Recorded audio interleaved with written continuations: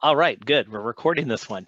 So Amy and Allison, you'll be grateful to know that you will not be meeting me tomorrow to re-record this like we had to last week. Oh, no. So before we get started, I absolutely wanted to wish everyone a happy Frisk Day.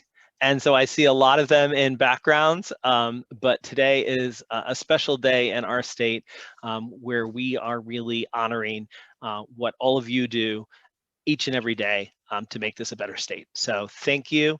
On behalf of a very grateful Commonwealth, we're really wonderfully grateful for everything that you do.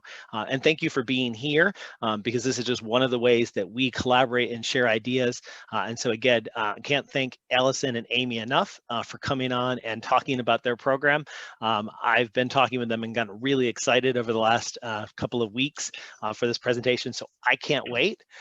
And so with further ado, Allison, Amy, I'll let you all take it away and I'll get the PowerPoints ready for you. Thank you. Well, happy Frisk Day, everybody. Alice and I are tickled to death to get to see faces on this pandemic ice storm day. I mean, how can it be any better except make it a Frisk Day? So basically, Cooking Club began my first year at MCIS, which is 3rd through 5th grade. I was just a little concerned about the nutrition the kids were getting on the weekends. There were no vegetables. It was ramen noodles, raviolis, and I felt like we could do maybe change things up a little bit and offer some more healthy ideas and recipes for the kids. So I am blessed that Bobby Hancock who is our Nutrition Education Program Director for Mercer County Extension Office, is on my advisory board.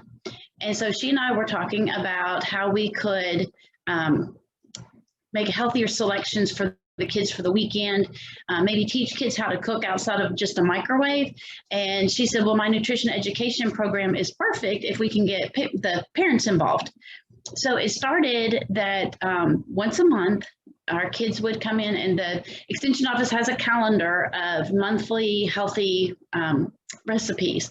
So we went from the calendar, and once a month we would teach the kids how to prepare, and this is 3rd through 5th grade, and they were using butcher knives and paring knives and can openers and stoves and ovens under supervision, but they can use all of those things, and they would prepare the recipe for their families. So we would have the kids from about 3:30 to 5:30, and then families would come to the cafeteria, and Bobby would give a presentation about 10 minutes about nutrition and the importance of nutrition, and also talk about how easy that recipe was and how inexpensive it was to make. And then the kids would serve their parents dinner, and they would have a family meal, and everybody would go home. And that worked fantastic until we hit March 15th and everything went pandemic mode. So Bobby and I tried to understand how we could continue keeping the kids engaged.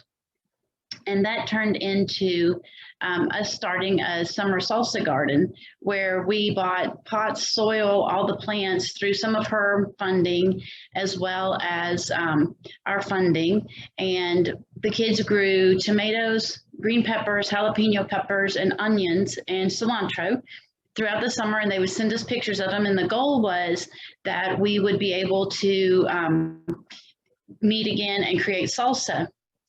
While we were working on that, our community endowment in Harrodsburg, as well as the United Way and the farmers market, got wind of what the kids were doing for cooking. So the farmers market got involved with United Way and the community endowment, and they determined that if our kids wanted to continue cooking through the summer, we would introduce them to more options of fruits and vegetables. And so once a month, the kids would go to our local farmers market, and they would get what Bobby and I determined as their chopped basket, which was a bag of the seasonal vegetables that were available at the market. So they would get bread, honey, eggplant, onions, peppers, some meats that were homegrown, so farm to table type deal. And the United Way and Community Endowment paid for for that. And then they also paid for the kids to get $20 worth of vouchers that they could use at the market for purchasing any kind of fruits, vegetables, or meats. So each week the kids would get their, or each month, I'm sorry, the kids would get their chop basket. Bobby would give them an idea how to prepare it, but they could kind of go their own direction, and then they would send us pictures of what they cooked from their basket.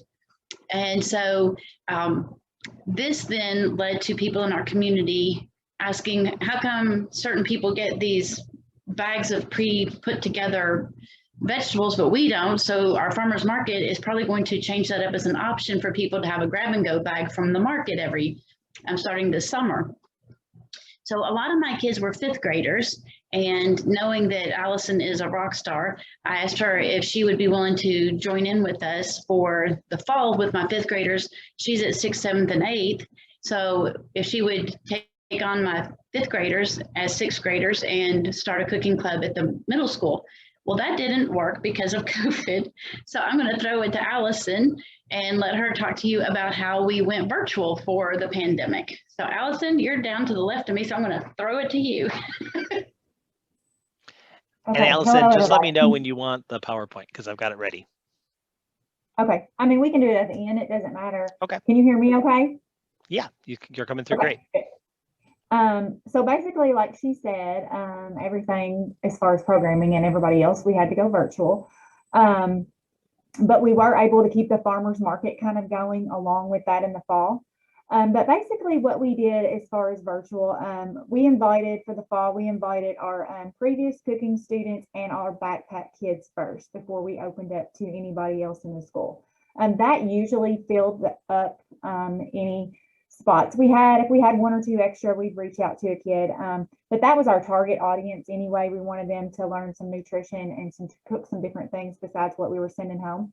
So basically how we started doing that, backpack bags are picked up every Friday by our families at our school. So we decided, hey, we're going to pack these cooking bags and we're going to have them pick up the same day. And then we had our cooking club that following Monday. We usually had it about 5 o'clock or so. We give kids time to get home. Everything is in their bag that they need to use. So if we were having, no matter what we were having, we had their ingredients and we had every single item they needed. We worked really close with the extension office, like she said, with Miss Bobby. So if we were having pumpkin muffins, we had muffin pans, we had spray, we had the little liners, we had everything that a kid needs, because a lot of these kids do not have those items. So along with her, we were able to supply all of our cooking kids with cookie sheets, pizza cutters, measuring spoons. I mean, they had a good little lot after they got finished of cooking utensils that they could use over and over. We actually had them join a Google Classroom. It was our cooking club classroom. So we made a classroom, they all joined it, and that's where we used all of our correspondence. That's how they got all their information. This is where families also shared their pictures. So we actually pre-recorded. We had a little problem with recording. Every time we try to use our phones or upload it, or it would be too long. So that was our major issue. Was like technology issues, but we did pre-record all of the lessons with Miss Bobby teaching, and she is just amazing. I mean, she is like a wealth of knowledge that comes out while she's cooking. So we really like to use her. We found it was harder for the kids the longer the video with her. They kind of get off track, or they're wanting to do go ahead and dig in and get started cooking. So we found that live is probably the best way to do it, just like you're doing a live cooking show, or to keep your videos about 10 minutes or less. So live is the best. And then you don't have to have a chef. If you don't have your extension agent, we kept our recipes pretty simple. There was a time or two that we had some technology issues, and we totally had to wing it. Like, we pulled out our stuff, we made sure we had everything we needed, and we just cooked right along with them. So they ask questions, they have a great time. And then once they have everything they had, they don't have questions, we let them go, they cook, and then they go back to that Google Classroom and they post pictures with their family. They post what they made that night. And it was fun seeing the kids because they always added stuff to it. I mean, if we made muffins, they were pulling stuff out of their cabinets and adding pecans, or they were adding marshmallows or sprinkles or whatever else. And so you could see them interact on Google Classroom when they posted their own recipes and what they added or didn't add or didn't like. We always had a saying. I can't remember. Amy will have to chime in on that saying. We kind of told them, you know, that they don't have to eat it all, but we always made them or encouraged them to try that because, for instance, sweet potato nachos. I mean, my own kids were like, sweet potatoes? No. And so, but once they tried it, they loved it. They really did. And so some of these recipes are things that they necessarily wouldn't try, or they wouldn't buy all the fresh ingredients at the store. And then they end up really liking the recipes and the nutrition that comes with it. And like I said, they still get their backpack bags of things. We all know those students that fix their own meals, and maybe they need those raviolis because that's basically what they can cook, or those macaroni cups, you know, because they need to be able to cook for siblings or just pour it in a bowl and microwave it. So they still get some of those items there. They still get the opportunity to go shop at the farmer's market for fresh. And then they still had a whole different bag of cooking supplies that they could supply a fresh meal for their family. And we also made a virtual classroom, like, you know, I had fun with the Bitmojis and the frying pans. And so we made a virtual classroom, and we posted that on our Google Classroom every week for them to, with the menu that we were going to be having, the recipes that they could go back if they misplaced the recipe. We also posted our lookbooks. Amy made these lookbooks, kind of like scrapbooks, and that had everybody's recipes in it together. So they were all posted there. So it was kind of like a one-stop shop. Go to Google Classroom and you could find the virtual classroom and anything else that we had. It started out to be more of a student engaging with us. And as it went on, you could just see the parents inside there. I mean, there would be like whole families in the kitchen cooking. We had one family who had 4 kids. They had their cousins on FaceTime. They could see our screen. So they were joining in from a whole different school district somewhere and had the recipes beforehand. So we had lots of kids and lots of families enjoy that while they're actually getting taught some life skills stuff too. As far as how many students we had, I think we tried to limit that at first because this was our first time doing it virtual, and in the funding where we were trying to supply everything where they were cooking from home, they had to have the cookie sheet or they had to have a muffin pan. Dollar Tree was our best friend for some of that. And then Bobby at the Extension Office was be able to supply some mixing bowls and spoons, and so they came in handy for all of that kind of stuff.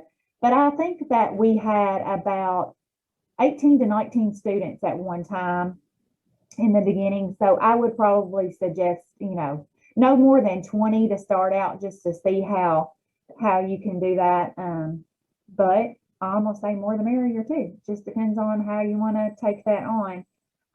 We also did a little incentive too, that if they attended all the meets or the meetings and they made the recipes and they posted their pictures as their proof, they received a surprise kitchen appliance at the end.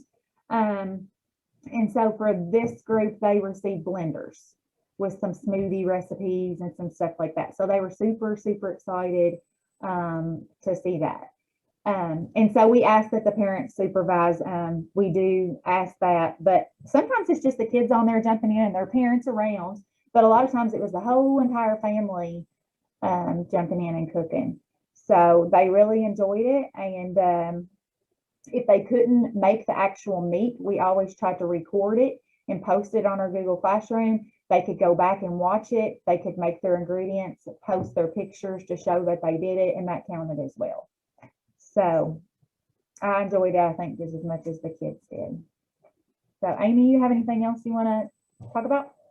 I think the biggest thing that we've learned through this whole process, and it's one of the things Allison referred to, when I started Cooking Club, I read a book to the kids, and it's called The 3-Bite Rule. And it's about a frog and a turtle who are best friends, and they go to each other's house, and they have to try things like worms and flies. but it's a 3-bite rule. You have to try 3 bites before you can say you don't like it, unless you're allergic to it. And so that kind of goaded the kids into doing it, you know, and literally people were telling us that we were crazy. The kids aren't going to eat this stuff. We had kids eating kale soup. We had kids eating fruit salsa, putting peppers on their pizzas. I mean, those kids were eating healthy, nutritious food.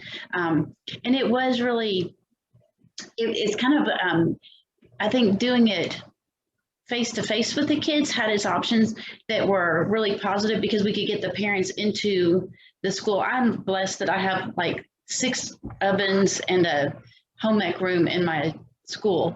So we could get the, you know, each kid at 2 kids at a stove cooking and things. But the time that we had with parents coming into the school where it was a neutral zone and it was a positive experience was great. Our principal last year, Ms. Cobb, would pop in and say hey to the families.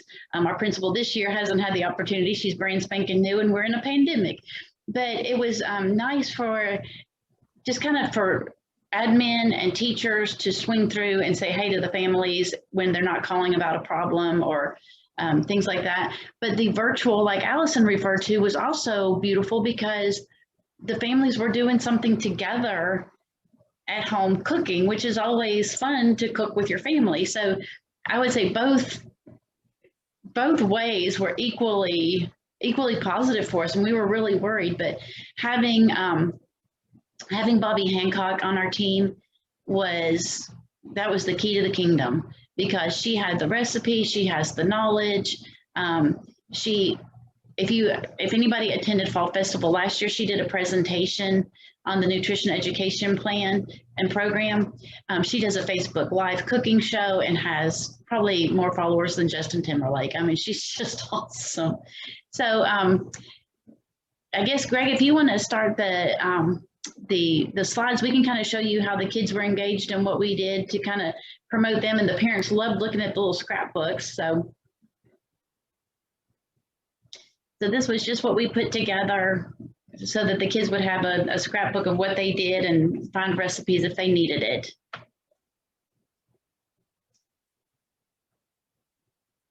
So tortilla pizzas was super easy. You just take a tortilla, pizza sauce, pepperoni, cheese, whatever else you want, and you make a pizza crust with tortillas. That was extremely positive and very, very popular. And the kids sent us a babillion pictures of their pizzas.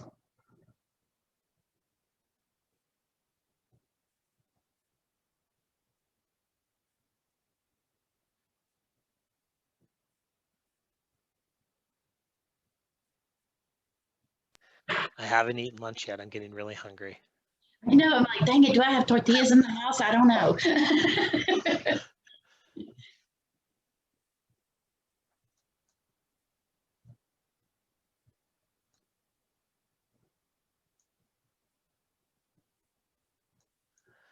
These are great. And while we're clicking through these photos, some questions came up about how did the cooperation with the Extension Office work in terms of cost sharing? What have the expenses kind of run in terms of running this for a semester or for a year for the size that you're running? Okay, for the first time that I did it, which was in the 2019-2020, because we could have parents involved in the family, and then Bobby was able to purchase the food for the program to supply all the food, because she was doing nutritional education for adults as well as the kids. After that, I would say, Allison, would you say maybe, I'd say maybe $1,000 between the 2 of us for 20 kids for the year at the most? I don't even think it was. I was going to say at the most, where we were able to split, and Bobby was able to give out lots of things from the Extension Office, but we mainly bought the food, and the fresh food actually came from the Farmers Market Community Endowment Board. So that was totally different. That didn't cost us anything with that, that we were able to include. But it was just the food, and most of the other stuff we got at the Dollar Tree, the apple cutters, things like that. So I would say, since there was 2 of us together, it was it was less than 1,000 altogether. And Bobby in the extension office, they helped a lot. Now, did you all, Allison, you mentioned about 20 or so, just a little bit under students. Is that combined for both schools, or is that just at your school? And then Amy, you had a similar number. That was actually combined. And like I said, we started with our backpack kids and we invited them first. And some of the ones that were on there from last year. And it was just, it's all in who signs up. And so once we put it out there, we didn't actually put out, this was our first time doing it virtual, so we didn't actually put a cutoff on it. We just ended up with about 19 or 20. And then I think before it was over, I think we may have had dropped to 18. I think we only lost 1 to 2 kids. And I mean, so that was a pretty good response for keeping that many kids engaged over the month and a half that we had. And we had timed it perfect. I think we did chicken pot pie right with November. So we were like, use your leftovers for Thanksgiving, and had something for them to do with that. But that was actually one of their favorites too. So we had fun. That's one of my favorites. It sounds like it, and I'm getting even hungrier. And we're getting some good questions here about kind of very logistical things. So could you speak maybe a little bit about the parent involvement, especially when it involves things like cooktops and ovens and some more safety things, and how that went, and advice you might have for people wanting to start one of these at their own center? Well, when we had to go virtual, they had to have parent permission, of course, to join. And then we asked for the parents to supervise the kids, or, an older sibling. So it worked out well that we had 3rd through 8th grade together, because there were a lot of siblings that would be able to help their younger siblings. When we were able to have it in school, Bobby and I supervised the kids, and we would have 2 to 3 kids per stove. And we would only allow 15 kids, and that way we could keep a track on monitoring them. But it worked out, I think it worked out really nicely that we had the 3rd through 8th grade kids, because they could kind of oversee the younger ones. Sometimes we would use plastic knives to cut up apples instead of a butcher knife if they were at home. And just so that, but when they were with us, they were literally using big, just real chef knives and cutting boards, because we wanted them to know how to do it and how to do things safely. So, but the parents were just there was never a time that there wasn't a parent that popped their head in and said, hey, and you knew they were there watching. And we did have them sign a waiver, just to say their responsibility at home and what they're going to be using and stuff like that. And then the only thing I thought of while Amy was talking was, when you send it home, we never sent anything home with the kid on the bus. Right.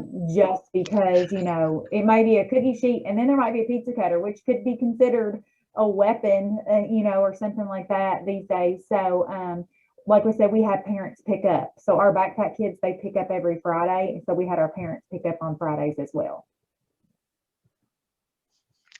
Super. What was the frequency? Was this in every other week? Was it once a month?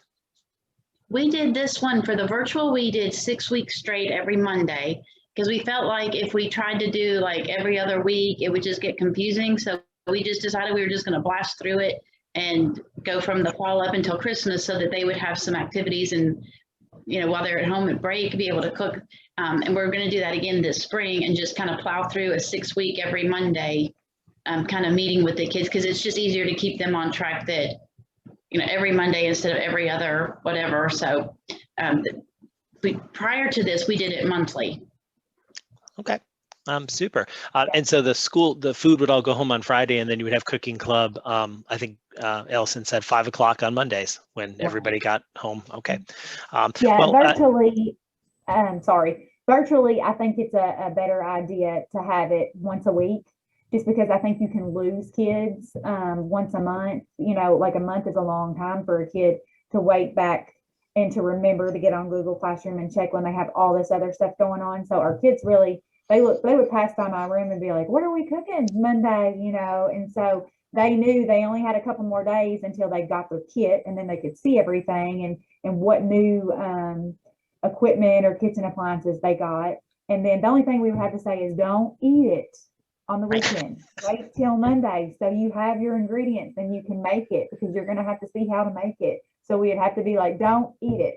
Eat the other rack. That's great. And a couple of comments too, and I love the angle of, getting around the kind of fussier eaters by introducing healthy food. Once they made it themselves, of course, they're going to want to try it. And so I love that angle as well. Some of the other practical questions and suggestions coming in are about the paperwork, the documents you came up with, your waivers and so on. If you would be willing to share those, we can post those along with the video. And so that will all be available with the archive. So we absolutely can include that. Any other questions? I was going to say one thing really quick, that the backpack kiddos, in order to kind of create this idea that they weren't backpack kids, any child could join our cooking club. We focused on the backpack kids because we wanted them to have some nutrition. But when we were in person in school, Alice and I would put food in the kids' lockers. We'd put it in their backpacks in black bags.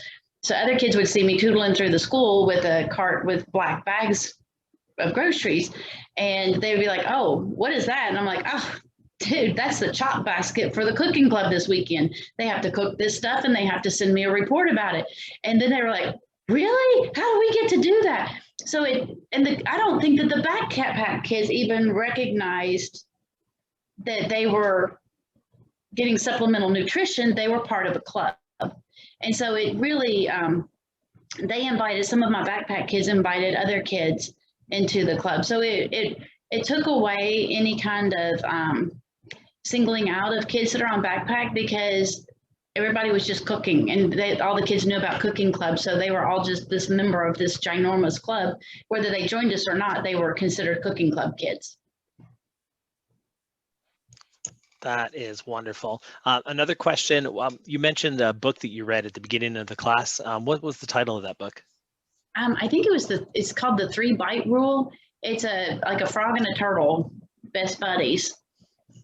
And so that is them, because all the way through, if somebody curls up their lip and's like, like, "I'll 3-bite rule, that turtle ate flies, so you got to eat pumpkin. I'm sorry." That's wonderful. Lots and lots and lots of really positive comments about how exciting this all sounds and loving this program. And I know at least one coordinator invited their extension person in to view all this. And I would encourage, yeah, there you go. And anyone else, by all means, this is all being recorded and it will all be archived. So feel free to share that with other interested parties. And if you want to get something like this started in your county, through your center, in your district, absolutely. And we'll all do whatever we can to help, and including hosting all those documents. Jenny has a comment here about 4-H Extension, also has a program curriculum for free. And that version is called the 2-Bite Rule. And you can get your hands on and give that out to families. And let's see, there's another comment of Pete the Cat and the 3-Bite Rule. So this is a great idea. It seems like there's a lot of them out there. Any other thoughts or questions before we go to the second half of our webinar today? Along with your nutrition education coordinator, your horticulture coordinator is the person that runs your farmers market. So check with both of them. Great. Hey, Greg. Yes, ma'am. I just wanted to let folks know where they can find the archives now for the Wednesday webinars. That is at the new training hub website. So I'm getting ready to post the link here. So if you guys want to copy that down, but we are archiving all of the Wednesday webinars there, and there's a ton of other stuff on that website. So feel free to explore that. And thank you very much for letting me put that little commercial in there. All right, Melissa is being way too modest. So she has been busy building a single place where everything having to do with training is going to be centrally located. And so if you look at your screen, I think I shared it. And so here it is, and you notice that there is a tab at the top, and instead of having to mess around with logging out of your Google accounts and all that, all the Wednesday webinars are linked right here, and you can see all of the episodes, including the videos and the materials. And so, within the next 24 hours, you'll see episode 11 at the top of this list, and our cooking club today. All right. If you do have any more questions, go ahead and put those in the chat, but I'm going to use the chat for another piece right here. So I've got a couple things that I'm going to put into the chat box. We're getting ready to switch over to the breakout portion, but before anybody should go, I want to give you a couple quick things. Today does count for a half hour of PD, and we'd also like anybody who is going to be leaving us. I'm actually going to do this in backwards order. So here is the exit slip link. You don't have to do it right now if you're sticking around for the breakouts, but we would ask that everybody, before they leave the webinar today, that they fill out that exit slip. And your PD code for today is number 1702021. And I'm putting that in the chat as well. And again, that is for 1/2 hour of PD for the instructional part of today. So there we go. And we'll be putting those back in the chat a little bit later on. But if you do have to jump off, we understand, and we'll miss you in the breakouts.